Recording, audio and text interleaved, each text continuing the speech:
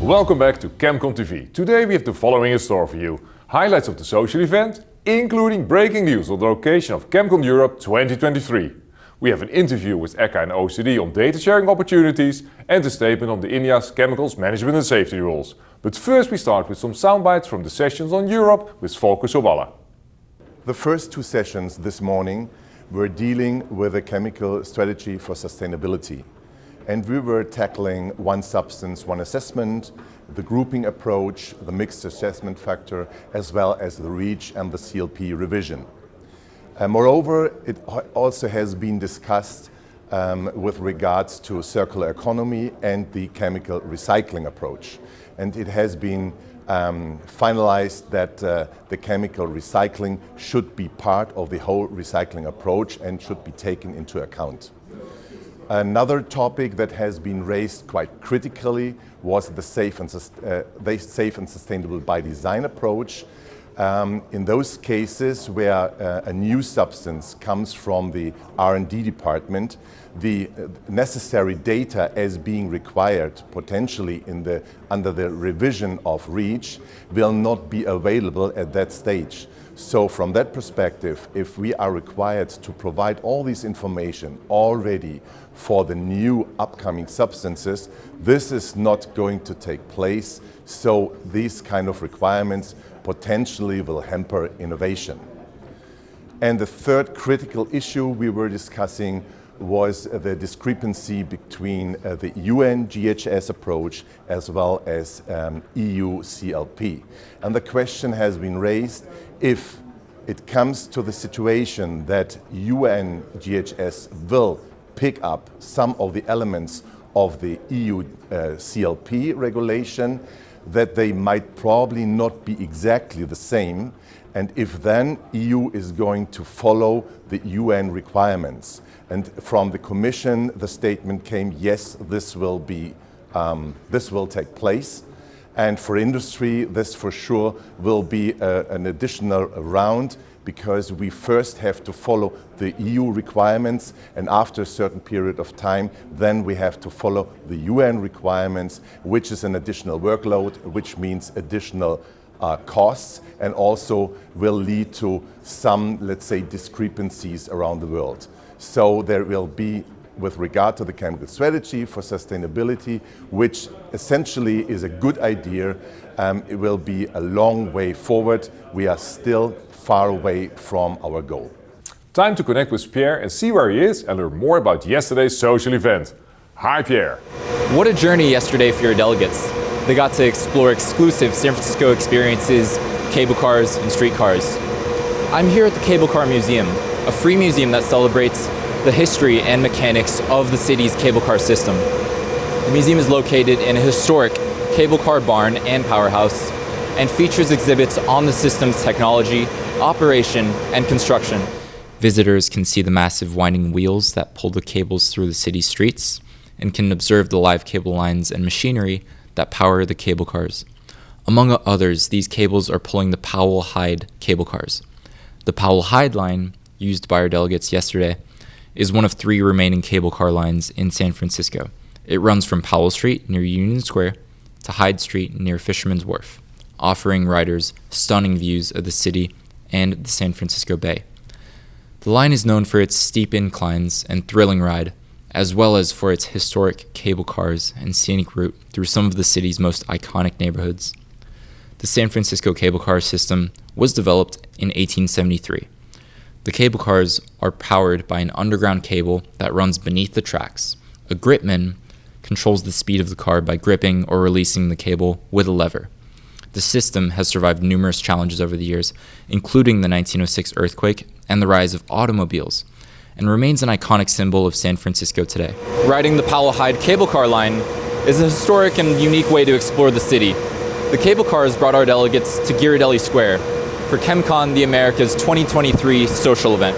Please watch a short impression of the evening. In the San Francisco Brewery, our delegates enjoyed a relaxing networking evening, great beers to drink, and the very best of San Francisco-inspired pub food. The brewery is located at Ghirardelli Square, a historic square with scenic views of the San Francisco Bay. The square was originally the site of a chocolate factory established by Italian immigrant Domenico Ghirardelli in the 1850s. The iconic clock tower at the corner of the square was built in 1916 and was originally a water tower for the Ghirardelli Chocolate Company's factory. Also, our delegates had the option to taste this delicious Ghirardelli ice cream. During the evening, our delegates could consult an Asian golden dragon fortune oracle to foreshadow the chi energy flowing in their future. During the evening, also clarity was provided on the location of ChemCon Europe 2023. Thanks, let's share that secret in your next report. Could you also explain then the difference between cable cars and streetcars?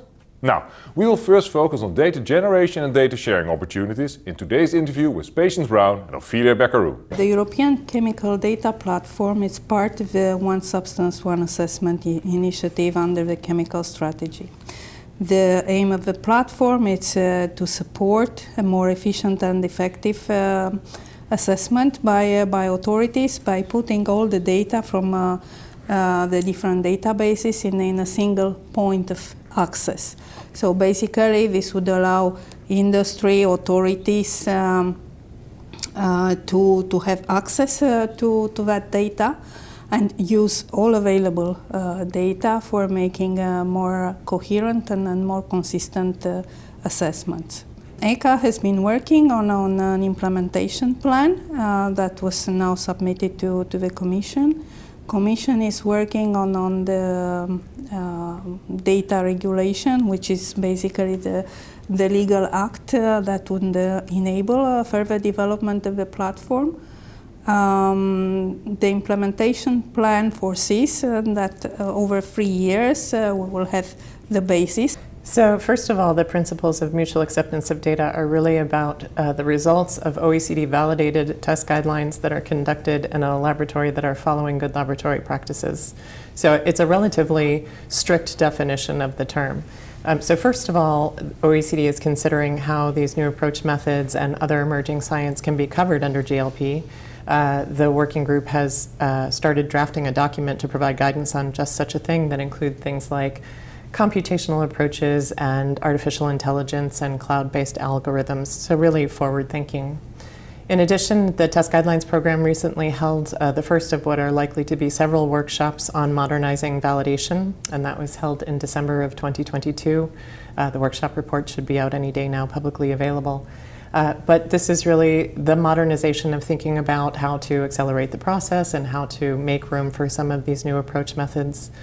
In addition, we have a number of initiatives to increase familiarity and standardization of new approach methods before they become test guidelines, to get regulatory authorities familiar with them, to find the strengths and weaknesses, and to harmonize how they're reported, for example.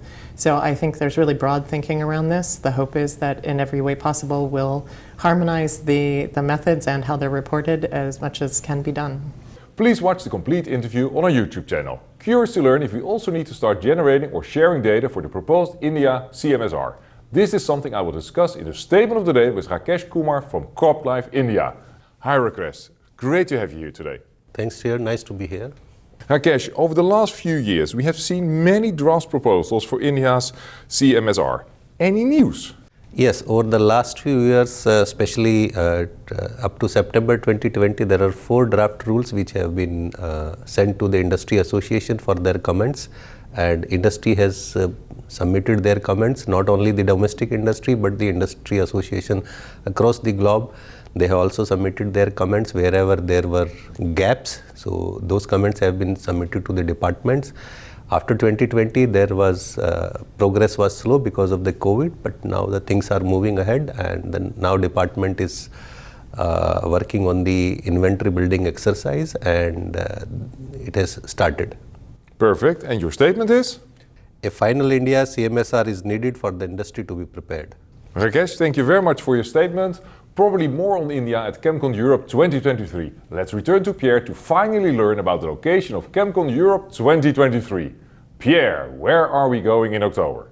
I'll get there in a minute, but as per your request, I'd first like to explain the difference between cable cars and streetcars. And the perfect place to do this is the San Francisco Railway Museum. showcasing the iconic history of the city's transit system, including the streetcar. Streetcars that your delegates used yesterday. The main difference between streetcars and cable cars is the method of propulsion. Streetcars, also known as trolleys or trams, are powered by electricity from overhead wires and run on rails in the street. That electricity is generated from a hydro dam in the Sierra Nevada mountains. Whereas cable cars, as explained earlier, are pulled along by the underground cable that runs beneath the street. Cable cars are generally smaller and more maneuverable than streetcars, and primarily used on the steeper hills in San Francisco. Streetcars, on the other hand, are better suited for flatter or steep routes. San Francisco's streetcars come from a variety of sources, including other cities in the United States and even other countries. Many of the streetcars used on the F-line are historic streetcars that have been restored and refurbished. These include streetcars from previous ChemCon The Americas cities like Philadelphia, Chicago, Toronto, and New Orleans, as well as a number of streetcars from other parts of the world. There are also trams in the city that will be hosting ChemCon Europe 2023 from October 23rd to 27th. In style with our local reports, the destination was revealed via fortune cookie to all delegates during our evening at Ghirardelli Square. Thanks for the report. I hope many ChemCon delegates are fortunate enough to be inspired by authority and industry experts at ChemCon Europe 2023. And I'm sure that with your next report, you will inspire us as well. Here is the description for your next destination.